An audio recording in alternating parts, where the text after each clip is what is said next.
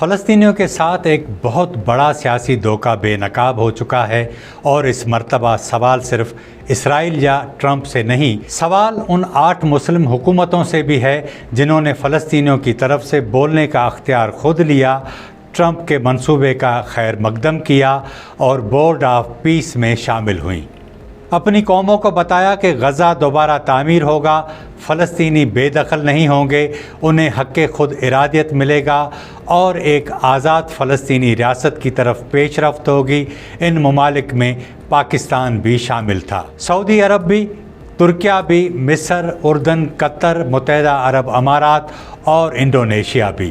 مگر چند ماہ بعد پورے غزہ کی تعمیر نو کا منصوبہ غائب ہو گیا، 1 لاکھ گھروں کا وعدہ غائب، اسکول، اسپتال، پانی، بجلی سب غائب۔ اب رفح کے قریب ایک چھوٹے پائلٹ کیمپ کی بات کی جا رہی ہے جہاں چند ہزار فلسطینی رکھے جائیں گے۔ داخلے سے پہلے چھان بین ہوگی، غیر ملکی فورس پہرا دے گی، کون داخل ہوگا کون نہیں فیصلہ اسرائیل کرے گا۔ تو سوال یہ ہے کہ جن مسلم حکومتوں نے اس منصوبے کو سیاسی اعتبار دیا، کیا انہوں نے پوچھا کہ پورے غزہ کا وعدہ کہاں گیا؟ کیا انہوں نے پوچھا کہ مستقل گھر عارضی کیبن میں کیسے تبدیل کیے گئے؟ کیا انہوں نے فلسطینیوں سے پوچھا کہ وہ اس کیمپ میں جانا بھی چاہتے ہیں یا نہیں، اور اگر نہیں تو پھر یہ بورڈ آف پیس ہے یا فلسطینیوں کو ایک نئے قید خانے میں منتقل کرنے کا منصوبہ؟ ان 8 ممالک کو کس نے منتخب کیا؟ یہ بات سمجھنا بہت ضروری ہے۔ یہ 8 ممالک پوری مسلم دنیا کے منتخب نمائندے نہیں تھے، انہیں فلسطینی عوام نے منتخب نہیں کیا تھا، انہیں اسلامی تعاون تنظیم تمام رکن ممالک نے ووٹ دے کر نامزد نہیں کیا تھا۔ ٹرمپ نے ان کو دعوت دی اور انہوں نے قبول کر لی، مگر یہ واضح نہیں کیا گیا کہ باقی مسلم ممالک کو کیوں شامل نہیں کیا گیا۔ OIC کے درجنوں دوسرے رکن کہاں تھے؟ الجزائر کیوں نہیں؟ ملائیشیا کیوں نہیں؟ کویت، عمان، عراق، بنگلہ دیش اور دوسرے ممالک کیوں نہیں؟ کوئی شفاف معیار جاری نہیں ہوا۔ اس گروپ کی ساخت دیکھ کر صرف ایک سیاسی نتیجہ اخذ کیا جا سکتا ہے۔ مصر اور اردن غزہ اور فلسطین کے قریبی پڑوسی ہیں، قطر، مصر اور ترکیہ مذاکرات میں کردار ادا کر سکتے ہیں، سعودی عرب اور متحدہ عرب امارات سے سرمایہ درکار تھا، پاکستان اور انڈونیشیا مسلم دنیا کی بڑی آبادی، فوجی وزن اور سیاسی حمایت فراہم کر سکتے تھے۔ یعنی یہ مسلم دنیا کی منتخب نمائندگی نہیں تھی، یہ ٹرمپ کا منتخب کیا ہوا گروپ تھا۔ یہی وجہ ہے کہ ان حکومتوں کی ذمہ داری زیادہ ہے۔ انہوں نے صرف ایک بیان نہیں دیا تھا، انہوں نے اپنے سیاسی نام، قومی وقار اور فلسطینی حمایت کو ٹرمپ کے منصوبے کے ساتھ جوڑا۔ ستمبر 2025 کے مشترکہ سرکاری بیان میں ان حکومتوں نے کہا، جنگ ختم ہوگی، غزہ دوبارہ تعمیر ہوگا، فلسطینی بے دخل نہیں ہوں گے، حق خود ارادیت کی بنیاد پر امن قائم ہوگا۔ جنوری 2026 میں انہی ممالک نے بورڈ آف پیس میں شامل ہونے کا اعلان کیا۔ انہوں نے اسے عبوری انتظام قرار دیا، کہا کہ یہ فلسطینی ریاست اور منصفانہ امن کی طرف راستہ ہوگا۔ لیکن آج جو چیز سامنے آ رہی ہے وہ ان تمام وعدوں سے مختلف ہے۔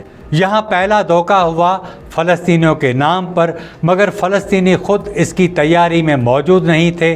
ان سے یہ نہیں پوچھا گیا وہ اپنا غزہ کیسے تعمیر کرنا چاہتے ہیں، زمین کا انتظام کون کرے گا، واپسی کا حق کیسے محفوظ ہوگا اور غیر ملکی فوج کو کتنے اختیارات دیے جائیں گے۔ جنوری 2026 میں ڈیووس کے عالمی اقتصادی فورم میں جیرڈ کوشنر نے بڑے اعتماد سے ایک نقشہ دکھایا تھا۔ اس نے کہا 1 لاکھ گھر بنیں گے، 200 تعلیمی مراکز ہوں گے، 75 میڈیکل سینٹرز بنیں گے، پانی بحال ہوگا، بجلی واپس آئے گی، سیوریج چلے گا، ہسپتال اور بیکریاں دوبارہ کام کریں گی اور صرف 100 دن کے اندر بنیادی زندگی بحال ہو جائے گی۔ لیکن صرف 5 ماہ بعد पूरे गज़ा का अजीम मंसूबा सुकड़ कर रफ़ा के करीब एक छोटे पायलट कैंप तक महदूद हो चुका है। एक तरफ 21 लाख बेघर फ़लस्तीनी, दूसरी तरफ चंद हज़ार आर्जी कैबिन, एक तरफ 6 करोड़ 80 लाख टन मलबा, दूसरी तरफ एक ऐसा महदूद इलाका जिसे तामीर नौ का आगाज़ कहा जाएगा। बोर्ड ऑफ पीस के हुकाम का दावा है कि कैंप से आने जाने की आज़ादी होगी, मगर अब तक दाखिले के मयार वाज़े नहीं। फ़लस्तीन की पुलिस की तरबियत शुरू नहीं हुई, बैनुल अक़वामी फ़ोर्स का कानूनी ढांचा मुकम्मल नहीं हुआ, इसराइल ने कई ज़रूरी मंजूरियों पर इत्तफ़ाक़ नहीं किया और असल तामीर का काम भी शुरू नहीं हुआ। अमली मंसूबा एक महदूद तजर्बा बन चुका है। यहाँ दूसरा और ज़्यादा तकलीफ़दा सवाल ये पैदा होता है, जिन 8 हुकूमतों ने मुश्तरका तौर पर मंसूबे की हिमायत की थी, उनका मुश्तरका एतराज़ कहाँ है? क्या उन्होंने कहा कि हमसे पूरे गज़ा की तामीर का वादा किया गया था? क्या उन्होंने कहा कि फ़लस्तीनियों की आज़ादाना वापसी की ज़मानत दी जाएगी? क्या उन्होंने इसराइली छानबीन पर सवाल उठाया? क्या उन्होंने मुतालबा किया कि पायलट कैंप आर्जी होगा और मुस्तकिल हिरासती इलाका नहीं बनेगा? क्या उन्होंने पूछा मंसूबे का पैसा कहाँ है? हमारी दस्तियाब मालूमात के मुताबिक 20 जुलाई 2026 तक इन 8 ममालिक की तरफ से नए महदूद पायलट मंसूबे के ख़िलाफ़ कोई वाज़े मुश्तरका एहतजाज सामने नहीं आया। हालांकि गार्डियन की तफसीली तहकीक शाया हुई है, रॉयटर्स ने खबर दी है, पायलट जोन की खबर दी, कुछ दूसरे इदारों ने भी उसे उठाया, मगर सवाल ये है, ये खबर मुसलसल आलमी सुर्खी क्यों नहीं बनी? मुस्लिम दुनिया के बड़े बड़े टीवी चैनल्स ने मुश्तरका जवाबदही क्यों नहीं की? इन 8 ममालिक की पार्लिमानों में हंगामी बहस क्यों नहीं हुई? हुक्मरान जमातों और बड़ी अपोजिशन जमातों ने अपने वज़राए ख़ारजा से क्यों नहीं पूछा कि आपने किस मंसूबे की हिमायत की थी और अब क्या बन रहा है? कई फ़लस्तीनी और आलमी तंजीमें जबरी बेदखली और रिस्ट्रिक्टेड जोन के ख़तरात पर मुसलसल तनकीद कर रही हैं, लेकिन इन 8 ममालिक के अंदर ख़ास तौर पर बोर्ड ऑफ पीस के बदले हुए मंसूबे पर कोई नुमायां मुश्तरका सियासी या इंसानी हुकूक की मुहिम दिखाई नहीं देती। ये मुकम्मल खामोशी ज़्यादा ख़तरनाक चीज़ है। ये मुंतशिर आवाज़ें हैं जिनके सामने एक मुनज़्ज़म रियासती मंसूबा खड़ा है। 7 अक्टूबर 2023 को हमास ने इसराइल पर हमला किया। उसके बाद इसराइल ने गज़ा पर ऐसी जंग मुसल्लत की जिसने पूरे इलाके को मलबे में तब्दील कर दिया। घर तबाह हुए, स्कूल, हस्पताल, मसाजिद और गिरजाघर मुतासर हुए, पानी और बिजली के निज़ाम ख़त्म हो गए, खेत उजड़ गए, बच्चे भूख का शिकार हुए, तकरीबन पूरी आबादी बार बार बेघर हुई। अक़वाम मुत्तहिदा के तहकीकाती कमीशन ने इसराइली कार्रवाइयों को नस्ल कुशी करार दिया। आलमी अदालत इंसाफ यानी ICJ ने नस्ल कशी का मुकदमा अभी तक हतमी फ़ैसले तक नहीं पहुंचा, जबकि आलमी फ़ौजदारी अदालत यानी ICC ने नेतन्याहू और साबिक इसराइली वज़ीर दिफ़ा योआफ गैलेंट के ख़िलाफ़ जंगी जराइम और इंसानियत के ख़िलाफ़ जराइम के इल्ज़ामात पर वारंट जारी किए। वर्ल्ड बैंक के मुताबिक गज़ा में 6 करोड़ 80 लाख टन से भी ज़्यादा मलबा है। सिर्फ उसे हटाने के लिए और महफूज बनाने के लिए इस पर 1 अरब 70 करोड़ डॉलर से ज़्यादा लागत आएगी, लेकिन इस मलबे को सिर्फ मलबा समझना भी गलत होगा। इसके नीचे घर हैं, यादें हैं, मिल्कियत के कागजात हैं, ख़ानदानों की तारीख़ है और वो भी इंसान हैं जिन्हें अभी तक निकाला नहीं जा सका। फरवरी 2025 में ट्रंप ने कहा अमेरिका गज़ा को अपने कंट्रोल में ले सकता है, उसे साफ़ कर सकता है, उसे मिडल ईस्ट रिवेरा में तब्दील कर सकता है। रिवेरा का मतलब है समंदर के किनारे महंगे होटल, आलीशान अपार्टमेंट, रेस्टोरेंट, क्रूज़, तफरीही मराकज़, सरमायाकारी और अरबों डॉलर्स का कारोबार।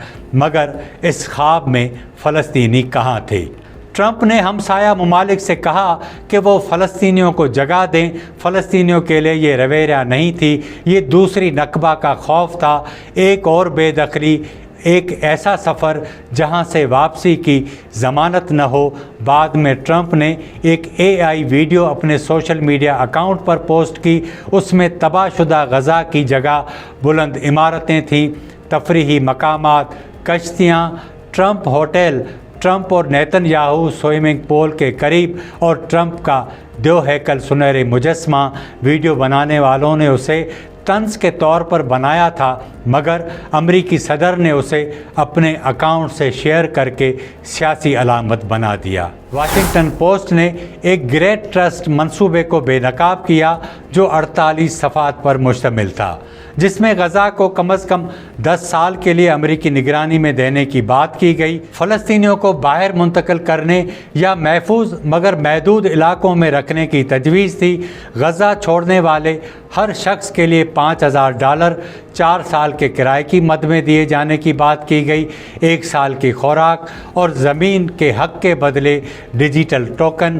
گریٹ ٹرسٹ کے منصوبے میں ہوٹل، خصوصی اقتصادی زون، ڈیٹا سینٹرز، شاہراہیں، ریل نظام، مصنوعی جزیرے اور سمندری تفریح گاہیں، یعنی زمین کو صرف وطن نہیں سمجھا گیا، اسے سرمایہ کاری کی چیز بنا دیا گیا۔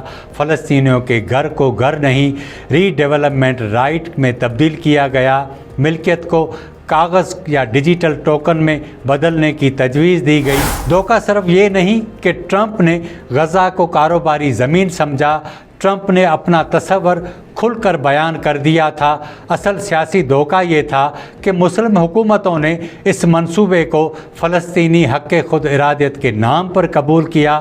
انہوں نے اپنی عوام کو بتایا، ہم اندر رہ کر فلسطینیوں کے حقوق محفوظ کریں گے، ہم بے دخلی کو روکیں گے، ہم تعمیر نو کرائیں گے۔ اگر واقعی یہی مقصد تھا تو اب ان کا امتحان ہے۔ جب پورے غزہ کی جگہ ایک محدود کیمپ آ گیا ہے تو وہ کہاں ہیں؟ جب اسرائیلی منظوری اور ویٹنگ کی بات ہو رہی ہے تو وہ کہاں ہیں؟ جب فلسطینیوں کی روکی ہوئی ٹیکس رقم استعمال کرنے پر گفتگو ہو رہی ہے تو وہ کہاں ہیں؟ اگر انہیں منصوبہ تبدیل کرنے کا علم نہیں تو یہ نااہلی ہے، اگر علم ہے اور وہ خاموش ہیں تو یہ لا تعلقی ہے، اور اگر وہ جانتے ہوئے بھی اسے فلسطینیوں کے حق میں پیش کر رہے ہیں تو اس سے بڑا سیاسی دھوکہ اور کیا ہو سکتا ہے؟ اسرائیل نے فلسطینی اتھارٹی کی اربوں ڈالر کی ٹیکس آمدن روک رکھی ہے۔ یہ اسرائیل کا پیسہ نہیں، یہ فلسطینی ملازمین کی تنخواہیں ہیں، ہسپتالوں کا بجٹ ہے، اسکولوں کی رقم ہے۔ اب اس رقم کا کچھ حصہ بورڈ آف پیس کے منصوبوں میں لگانے کی بات ہو رہی ہے، یعنی پہلے فلسطینیوں کا پیسہ روکو، پھر ان کے گھر تباہ ہونے دو، پھر انہی کے پیسے سے عارضی کیمپ بناؤ اور آخر میں اسے امداد کہو۔ زمین فلسطینیوں کی، پیسہ فلسطینیوں کا، بے گھر فلسطینی، کیمپ میں رہنے والے فلسطینی، مگر انتظام باہر والوں کا۔ سابق اسرائیلی وزیر اعظم ایہود اولمرٹ نے اسی نوعیت کے محدود منصوبے پر خبردار کیا تھا، اگر فلسطینیوں کو زبردستی ایک محدود علاقے میں جمع کیا گیا تو وہ حراستی کیمپ بن جائے گا۔ یہ وارننگ اس لیے اہم ہے کیونکہ یہ کسی فلسطینی تنظیم نے نہیں دی، یہ اسرائیل کے ایک سابق وزیر اعظم نے دی۔ بورڈ آف پیس کے حکام کہتے ہیں کہ نقل و حرکت آزاد ہوگی، مگر سوال یہ ہے کہ اس آزادی کی قانونی ضمانت کہاں ہے؟ کون یقینی بنائے گا کہ عارضی کیمپ مستقل نہیں ہوگا؟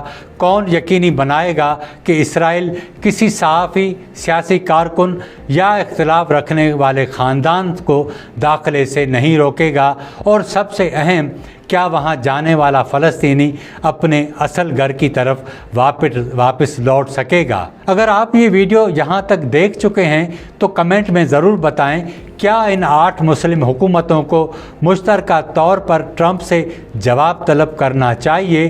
اور کیا پاکستان کو پارلیمان میں وضاحت دینی چاہیے کہ اس نے جس منصوبے کی حمایت کی تھی، کیا موجودہ پائلٹ کیمپ اس منصوبے کا حصہ تھا؟ آپ کا جواب اگلی ویڈیو کا ایک بہت اہم موضوع بھی بن سکتا ہے۔ یہ کہانی صرف غزہ کی تعمیر نو کی نہیں، یہ طاقت، سرمایہ اور سیاسی خاموشی کی کہانی ہے۔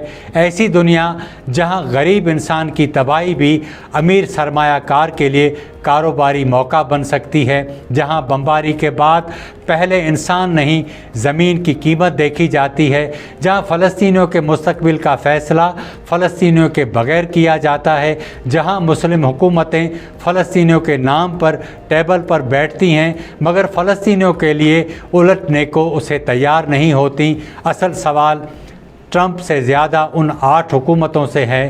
آپ نے کہا تھا کہ فلسطینی بے دخل نہیں ہوں گے، آپ نے کہا تھا غزہ دوبارہ آباد ہوگا، آپ نے کہا تھا فلسطینی حق خود ارادیت محفوظ ہوگا، اب پورے غزہ کی جگہ ایک محدود کیمپ کیوں؟ آپ خاموش کیوں ہیں؟ یہ بورڈ آف پیس نہیں؟ اگر اس میں فلسطین کی آزادی، واپسی اور رضامندی محفوظ نہیں تو یہ بورڈ آف پرزن بن سکتا ہے، اور تاریخ صرف ٹرمپ اور نیتن یاہو سے نہیں پوچھے گی، تاریخ ان مسلم حکمرانوں سے بھی پوچھے گی جب غزہ کے نام پر ایک نیا سیاسی نقشہ بنایا جا رہا تھا، آپ کس طرف کھڑے تھے؟